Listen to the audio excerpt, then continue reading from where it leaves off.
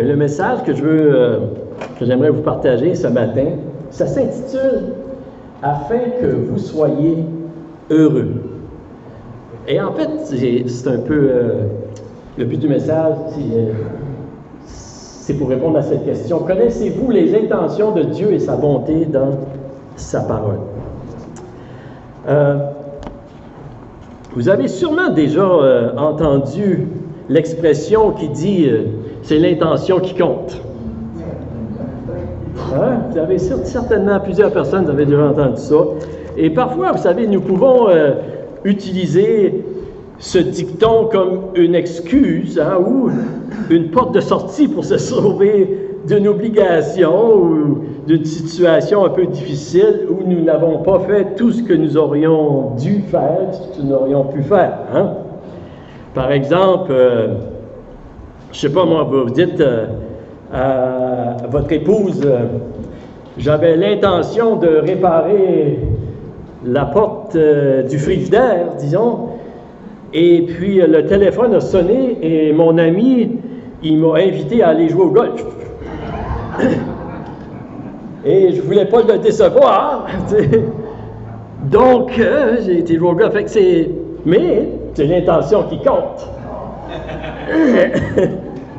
Je pense que dans ce genre de situation-là, vous savez, l'intention n'était pas très forte. Hein?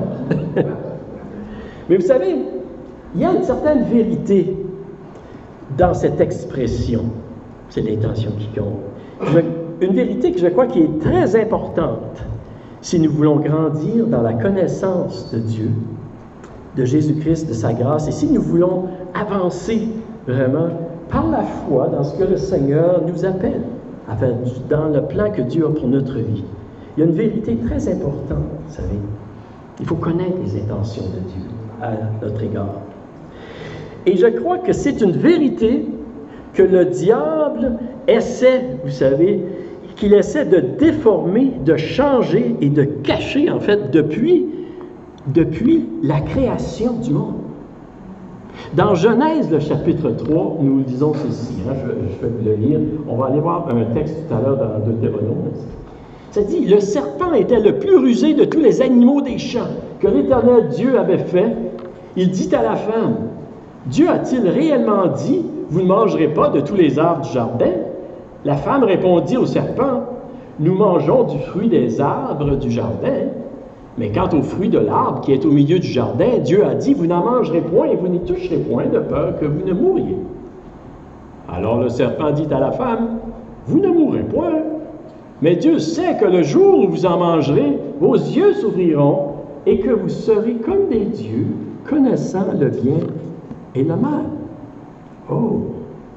Qu'est-ce que le diable ici était en train de faire avec Adam et Ève, dans le jardin? Il était en train, en fait, de remettre en question les bonnes intentions de Dieu à leur égard.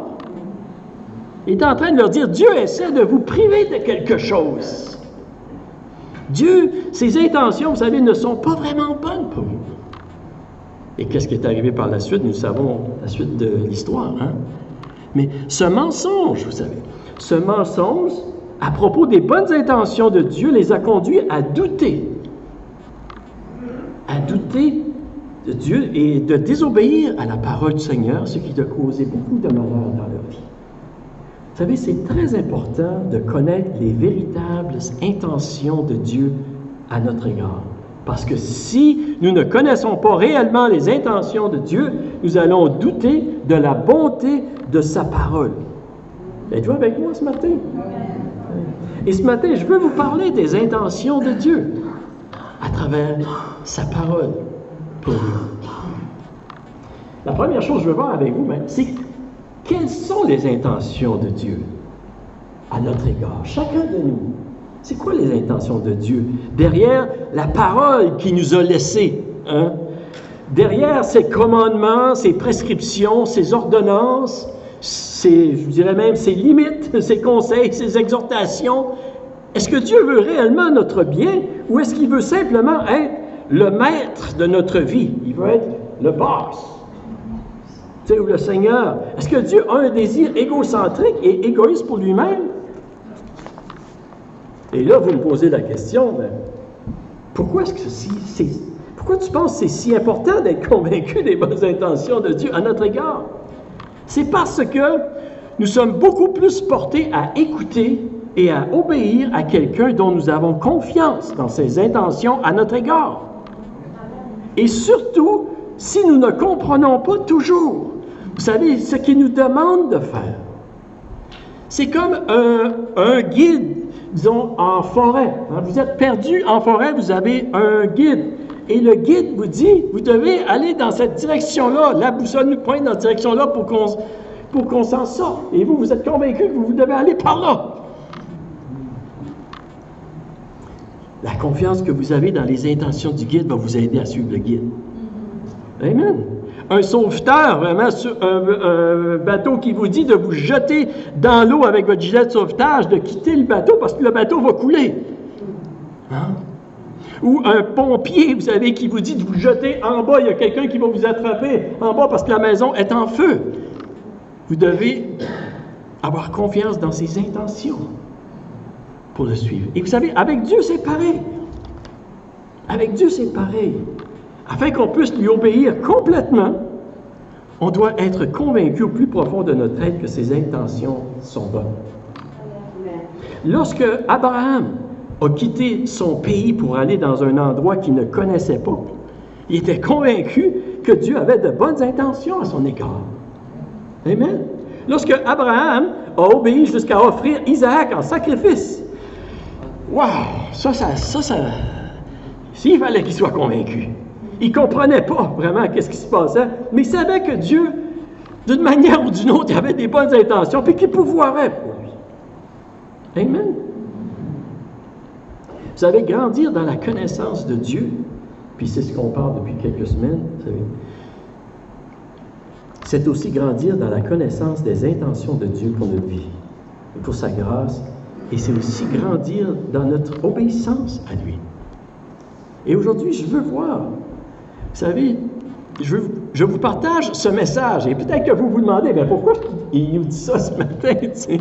Je vous partage ce message parce que si nous voulons continuer d'avancer dans le plan que Dieu a pour notre vie, et pour voir sa gloire manifestée en nous et à travers de nous, nous devons être convaincus de ses bonnes intentions à notre égard. Et nous devons également croire que Dieu peut faire au-delà de ce que nous pensons ou imaginons. Et j'aimerais de lire un texte où on va... Et ce message est tiré vraiment du livre de Deutéronome dans l'Ancien Testament. Puis je veux lire quelques passages pour nous mettre un peu dans le contexte. Et ici, vraiment, on peut voir dans le livre de Deutéronome la manière que Dieu a rappelé à Israël, son peuple, ses intentions lorsqu'il se préparait à traverser le Jourdain, à traverser la mer, à entrer et à conquérir le pays qu'il leur avait promis. Et c'était très important que le peuple réalise les intentions de Dieu à leur égard. Ça nous dit ceci au chapitre 1. Ça dit, « Voici les paroles que Moïse adressa à tout Israël de l'autre côté du Jourdain, dans le désert, dans la plaine, vis-à-vis de Sur, entre Paran, Tophel, Laban, Estaron et Dizahab. Il y a 11 journées depuis Horeb par le chemin de la montagne de Séhir jusqu'à Kadès-Bernea. Dans la 40e année, au 11e mois, le premier du mois, Moïse parla aux enfants d'Israël selon tout ce que l'Éternel lui avait ordonné de leur dire. » OK. Ici, se situer un peu dans le contexte, c'est ça que je veux qu'on comprenne bien. Ici, on se retrouve, vous savez, sur le bord de la rivière du Jourdain. Et le peuple d'Israël est prêt à traverser le Jourdain pour entrer et conquérir la terre promise, le pays que Dieu leur a promis. C'est le moment, c'est le temps. Ils sont rendus là. C'est pour ceux qui connaissent un peu l'Ancien Testament. Et Dieu a un message à leur dire. Et à travers le livre de Deutéronome, vraiment, il a dit, écoutez, là, écoutez-moi bien, là. Hein? Des fois, nous aussi, on dit ça, hein? Écoute-moi bien, là. Hein? Et en fait, Dieu leur rappelle, vous savez, le jour où ils ont quitté l'Égypte. Dieu les a libérés de l'esclavage vraiment du Pharaon. Et 40 ans, en fait, ça fait 40 ans, vous savez, qu'ils sont dans le désert. Et Dieu leur rappelle comment ils ont été libérés. Dieu leur rappelle les miracles qu'il a fait pour eux autres, la provision dans le désert, la manne, l'eau qui a coulé du rocher, les vêtements, leurs sandales qui ne se sont pas usés, la colonne de feu et de nuit, de feu qui les a guidés, puis la colonne de nuée, vous savez. Et Dieu leur dit, en fait, il dit à son peuple, y a-t-il un autre Dieu qui a fait ces choses? Y a-t-il une autre nation que leur Dieu a fait des choses comme ça? Non, absolument pas.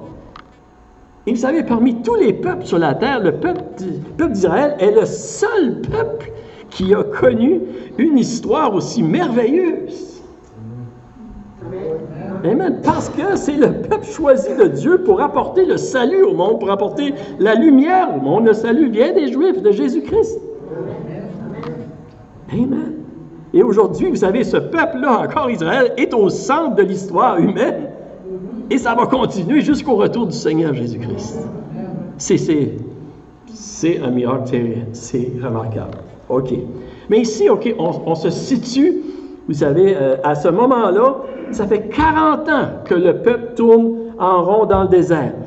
Parce que la génération précédente, si vous vous rappelez un petit peu, n'a pas voulu entrer dans la terre promise.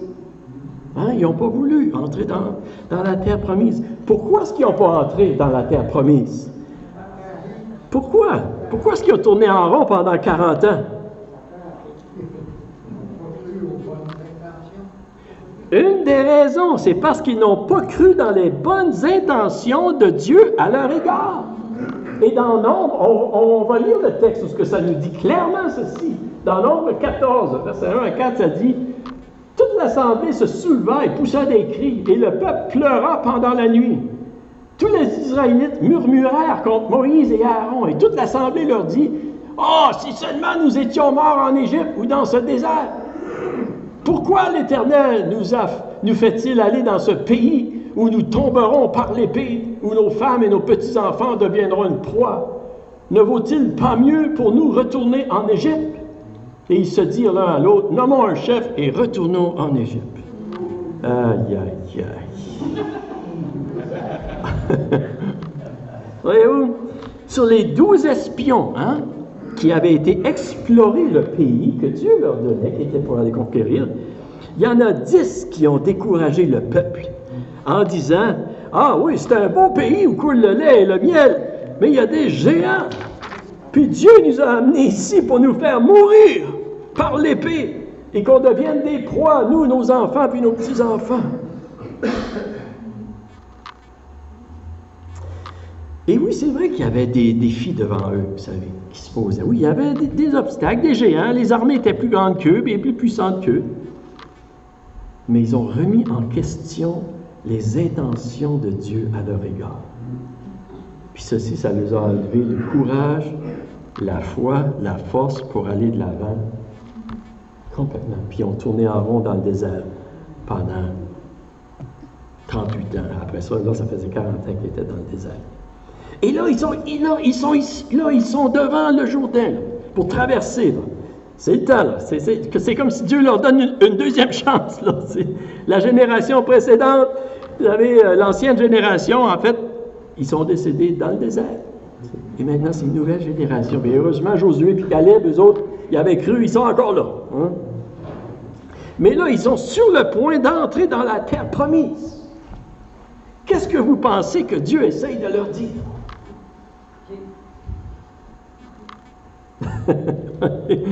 Dieu leur parle à travers Moïse. Il ne veut pas qu'ils commettent la même erreur qu'ils ont faite en tout temps passé. Dieu veut qu'ils réalisent qu'il y a des bonnes intentions pour eux autres. OK. Dieu leur dit, ne doutez pas de mes intentions. J'aimerais lire quelques versets dans Deutéronome, puis vous me direz après c'est quoi la phrase qui ressort le plus souvent, OK? Un bon professeur, hein? OK. C'est quoi les... On va lire. Deutéronome 4,40, ça dit, il dit, « Et observe ces lois et ces commandements que je te prescris aujourd'hui, afin que tu sois heureux, toi et tes enfants, après toi, et que tu prolonges désormais tes jours dans le pays que l'Éternel, ton Dieu, te donne. Un peu plus loin, dans Deutéronome 5,16, ça dit « Honore ton père et ta mère, comme l'Éternel, ton Dieu, te l'a ordonné, afin que tes jours se prolongent et que tu sois heureux dans le pays que l'Éternel, ton Dieu, te donne. » Deutéronome 6,3. Tu les écouteras donc, Israël, et tu auras soin de les mettre en pratique, afin que tu sois heureux et que vous multipliez beaucoup, comme te l'a dit l'Éternel, le Dieu de tes pères, en te promettant un pays où coule le lait et le miel. On continue. Deutéronome 6,18, il dit, tu feras ce qui est droit et ce qui est bien aux yeux de l'Éternel, afin que tu sois heureux et que tu entres en possession du bon pays que l'Éternel a juré à tes pères de te donner. Deutéronome 10 et 12, c'est le dernier ici. Okay? Dis maintenant, Israël, que demande de toi l'Éternel ton Dieu, si ce n'est que tu craignes l'Éternel ton Dieu, afin de marcher dans toutes ses voies, d'aimer et de servir l'Éternel ton Dieu de tout ton cœur et de toute ton âme, si ce n'est que tu observes les commandements de l'Éternel et ses lois que je te prescris aujourd'hui, afin que tu sois heureux. C'est quoi la phrase qui ressort continuellement? OK. Afin que tu sois heureux. Pourquoi croyez-vous que Dieu le répète si souvent dans sa parole? Parce qu'il ne veut pas qu'il doute de ses intentions. Parce que probablement qu'il y avait des gens qui doutaient encore de la bonté de l'Éternel à leur égard dans sa parole. Amen. Et en fait, vous savez, dans le livre de Deutéronome, Dieu leur dit, regarde en arrière. Regarde en arrière et voyez comment j'ai pris soin de vous. Ne reconnaissez-vous pas que je cherche votre bien, que mes intentions pour vous sont bonnes? Interrogez le passé. Dans Deutéronome 4,32, ça dit ceci. Vous savez, la raison pourquoi je vous dis ceci, c'est parce qu'il y a plusieurs personnes, vous savez, aujourd'hui qui hésitent de donner leur vie au Seigneur Jésus complètement, de s'abandonner complètement à lui, de confesser leur foi, puis de lui obéir, finalement de rechercher, tu sais, de marcher avec le Seigneur. Il y a des gens qui hésitent, vous savez, parce qu'ils ont des doutes dans leur cœur concernant les intentions de Dieu et de sa parole.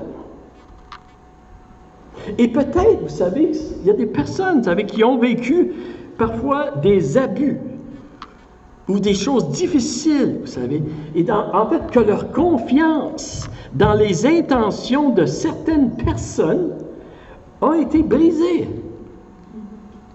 soit par des parents, soit par des amis, soit par des conjoints, de différentes manières. Leur confiance a été brisée dans les intentions, vous savez, et subtilement, ils ont des doutes concernant les intentions de Dieu. Et ils hésitent de s'abandonner totalement au Seigneur. C'est subtil, vous savez, parfois. Et peut-être pour d'autres personnes, vous savez, pour d'autres personnes, peut-être que, oui, vous pensez, il y a des gens qui vous parlent de Jésus, hein? Il y a des gens qui vous parlent du Seigneur. Je me souviens quand j'étais au collège, justement, il y avait quelqu'un qui me parlait de Jésus. Ah! Puis ça a l'air que ce Jésus-là, il avait des bonnes choses pour moi. Je n'étais pas convaincu. T'sais. Quand il me parlait de ça, moi je pense que ton Jésus, là, il y a plutôt des choses qu'il veut que je vais manquer si j'accepte ton Jésus. Y a-t-il des gens qui ont déjà pensé comme ça? Ah, il y a juste moi. Non? OK.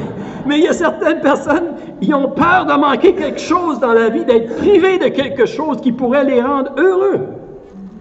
Puis ils ne sont pas convaincus que Dieu désire qu'est-ce qu'il y a de meilleur pour eux autres. Qu'est-ce qu'il y a de meilleur pour eux autres? Et vous savez, c'est encore un peu comme dans le jardin d'Éden, le diable, lorsqu'il est venu tenter Adam et Ève, hein, dans le jardin, puis qu'il essaie de les séduire, puis leur dire, Dieu a-t-il vraiment des bonnes intentions pour toi? Le diable, il vient encore faire la même chose aujourd'hui. Et malheureusement, il y a des gens aujourd'hui qui se font séduire par ce mensonge. Le diable vient leur dire qu'ils vont être plus heureux en marchant loin du Seigneur qu'avec le Seigneur. Et c'est totalement faux. Amen. Et qu'est-ce qui arrive, c'est que ces gens-là entendent juste la partie des Écritures qui nous donnent des conseils, qui nous donnent des ordonnances, des directions, qui nous donnent même un encadrement, même certaines limites. Oui, c'est vrai, vous savez, mais ils n'entendent pas l'autre partie de la parole qui dit « afin que tu sois heureux ». Est-ce que Dieu avait des bonnes intentions à l'égard d'Adam et Ève? Est-ce que le diable avait des bonnes intentions? Non. Vous savez, mais pour arriver à son objectif, vous savez, le diable n'a pas débuté tout de suite avec une tentation directe, mais il a été indirectement en semant le doute dans leur cœur concernant les intentions de Dieu. Et une fois que le doute était installé, c'est une affaire de temps avant qu'il décide de prendre un autre chemin et qu'il soit malheureux, en fait. Vous savez, le prince de la puissance de l'air dans lequel on vit aujourd'hui, là, il est encore là. Il cherche encore à convaincre notre monde entier que Dieu a des mauvaises intentions à leur égard. Êtes-vous avec moi? L'intention de Dieu pour nous, c'est afin que l'on soit heureux. Et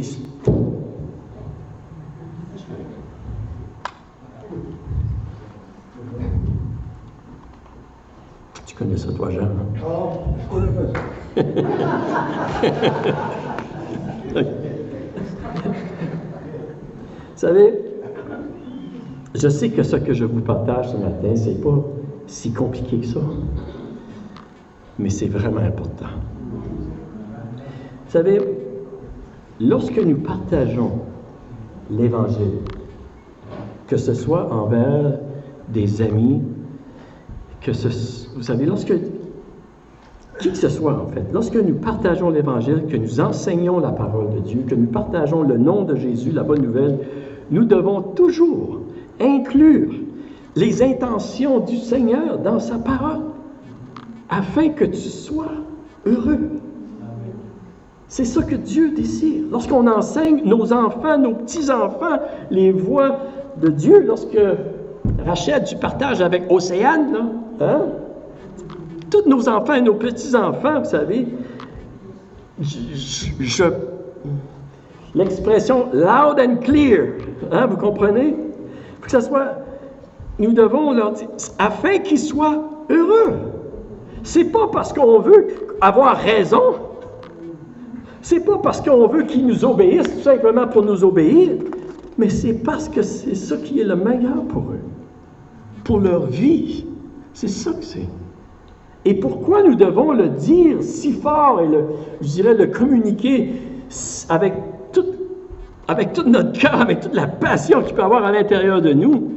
C'est pour contrecarrer le mensonge qui est déclaré très fort dans notre monde et qui dit que Dieu a dit ceci afin que vous ne soyez pas heureux.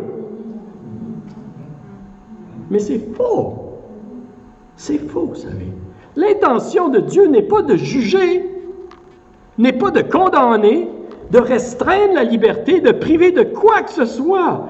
Pas du tout. Mais plutôt afin que nous soyons heureux. Dieu veut nous bénir. Dieu veut bénir nos familles. Il veut bénir nos enfants. Il sait ce qui est le meilleur pour eux. Les étudiants, Dieu a un plan pour votre vie. Dieu ne veut pas vous priver de quoi que ce soit.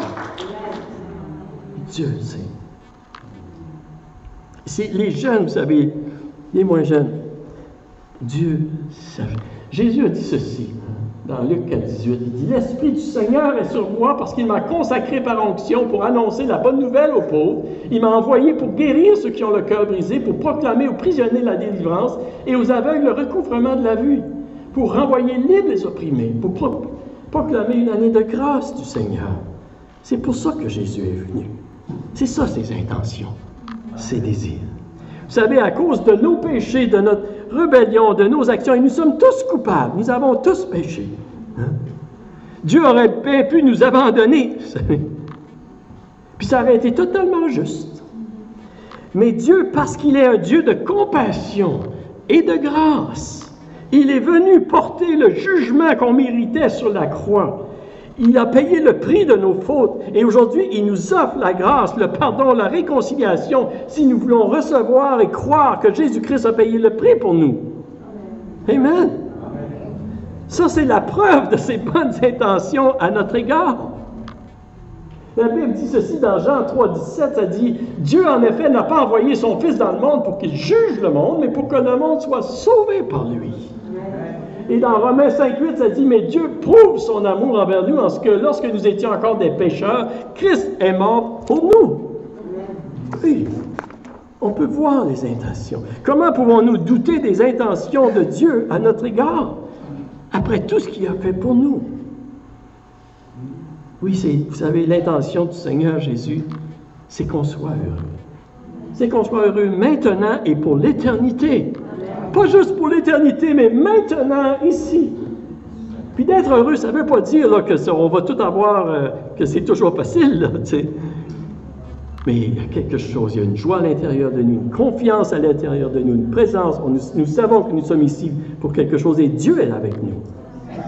Certainement, c'est ça que ça veut dire. Et la dernière chose que je veux voir, la troisième chose que je veux voir avec vous ce matin, c'est ceci, vous savez. OK, on doit être convaincu, persuadé des bonnes intentions de Dieu pour nous et pour notre monde entier, si nous voulons continuer de marcher dans la terre promise que le Seigneur a préparée pour nous, dans les œuvres que Dieu a préparées pour nous. Vous êtes avec moi? OK. Et une troisième chose qu'il faut être persuadé de, nous devons être persuadés de la puissance de Dieu en nous. Et, vous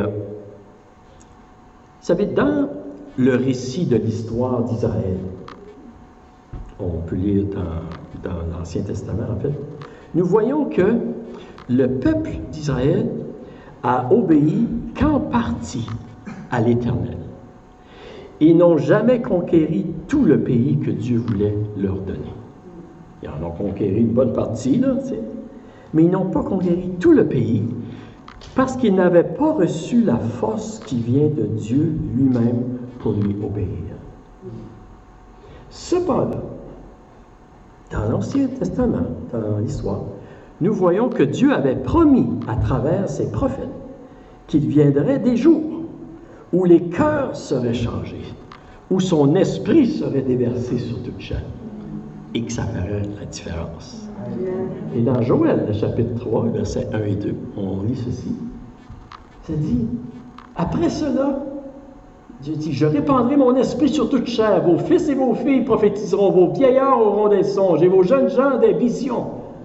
Mais sur les serviteurs, même sur les serviteurs et sur les servantes, dans ces jours-là, je répandrai mon esprit. » Et dans un autre passage, dans Ézéchiel 11, 19, Dieu dit, « Je leur donnerai un même cœur, et je mettrai en vous un esprit nouveau.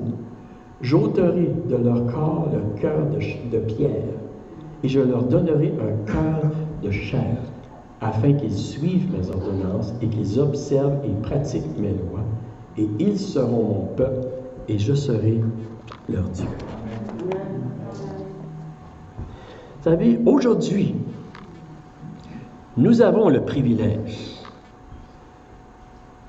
en Jésus-Christ, vous savez, de connaître l'amour de Dieu qui nous a manifesté à la croix. On a le privilège aujourd'hui, oui, lorsque nous acceptons Christ dans notre vie, vous savez, d'être pardonnés, d'être sauvés, d'être justifiés.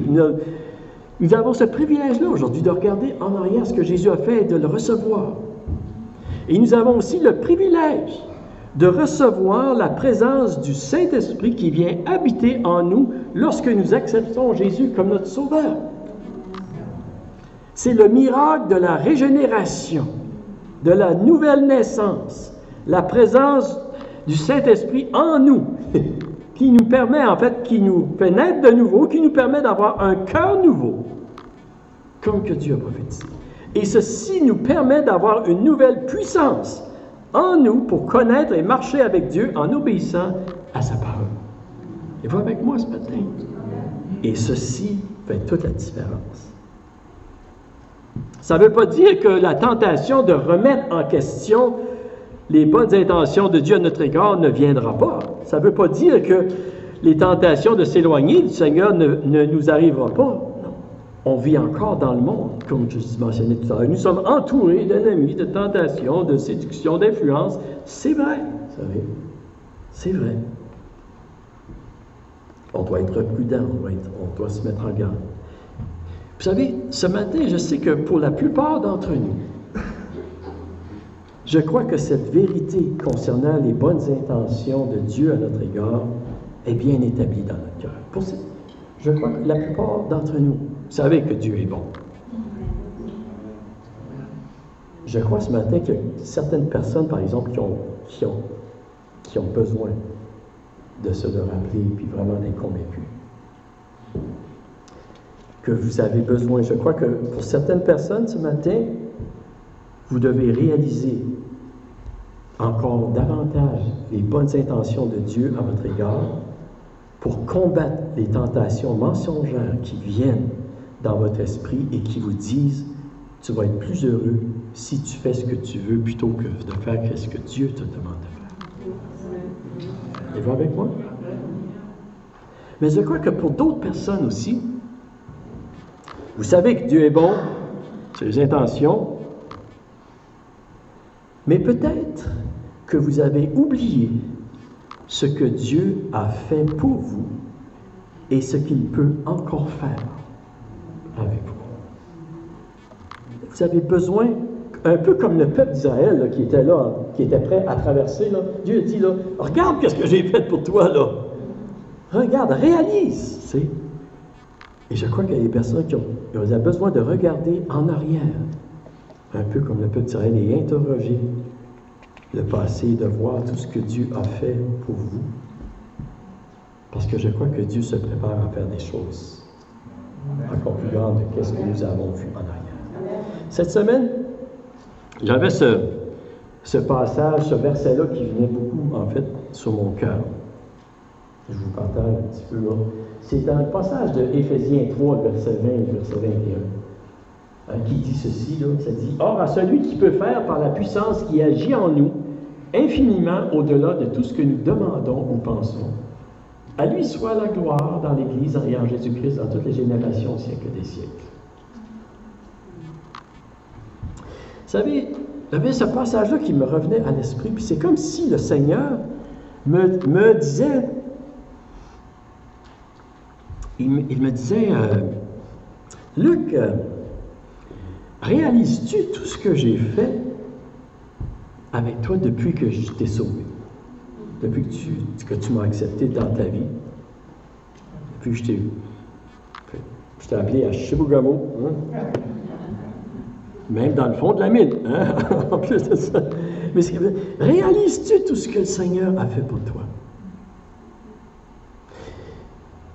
Et j'ai l'impression que le Seigneur, c'est comme il m'a dit,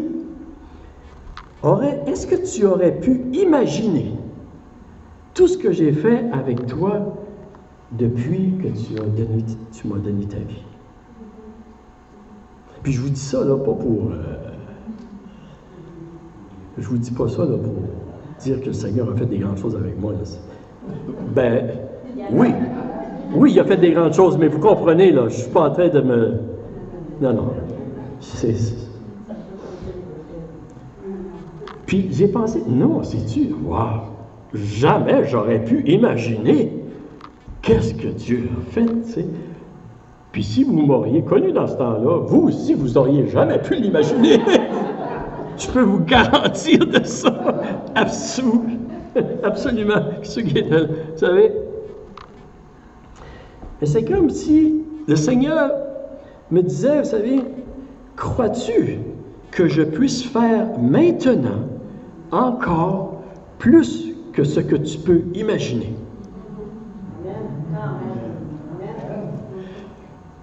Là, je vais vous dire comment j'ai répondu au Seigneur. Hein. Je dis, ouais. Je pense que oui, ça devrait. Puis là, il a dit, est-ce que tu crois vraiment? J'ai quasiment... Oh. Tu sais, des fois, on a des conversations qui nous font réfléchir, hein? Ouais. ça devrait... Ça m'a fait réfléchir, vous savez. Parce que je ne sais pas comment ça fait d'années, peut-être 38 ans passés, là, à peu près. Tu sais, j'aurais jamais imaginé qu'est-ce que le Seigneur a pu faire. Et je suis certain que plusieurs d'entre vous, vous avez la même pensée.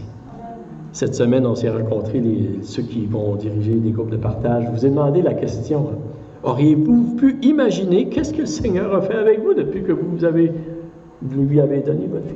Que Dieu n'en a jamais de la vie. C'est vrai, vous savez. Mais la question, vous savez, c'est... En fait, la question, c'est est-ce que nous croyons? Est-ce que nous croyons, vous savez, que Dieu peut faire encore au-delà de ce que nous pouvons imaginer maintenant dans qu'est-ce qui est devant nous?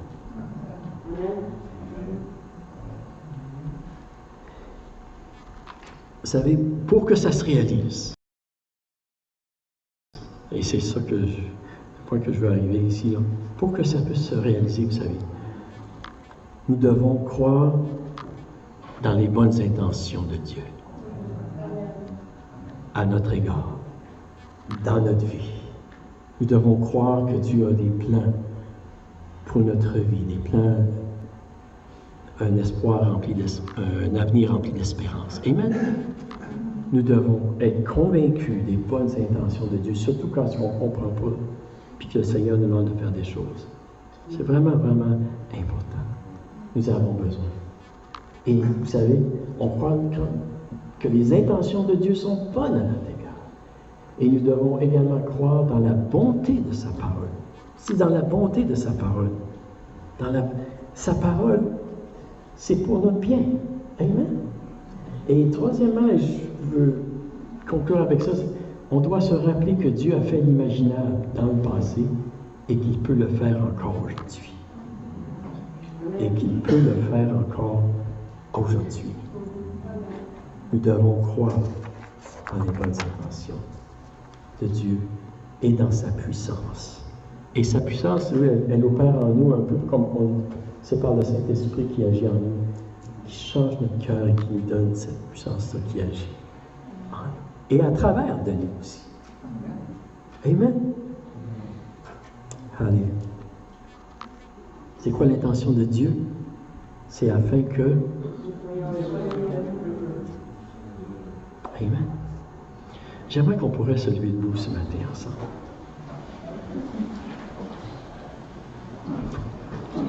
Et je vais inviter l'équipe de revenir, l'équipe de louange.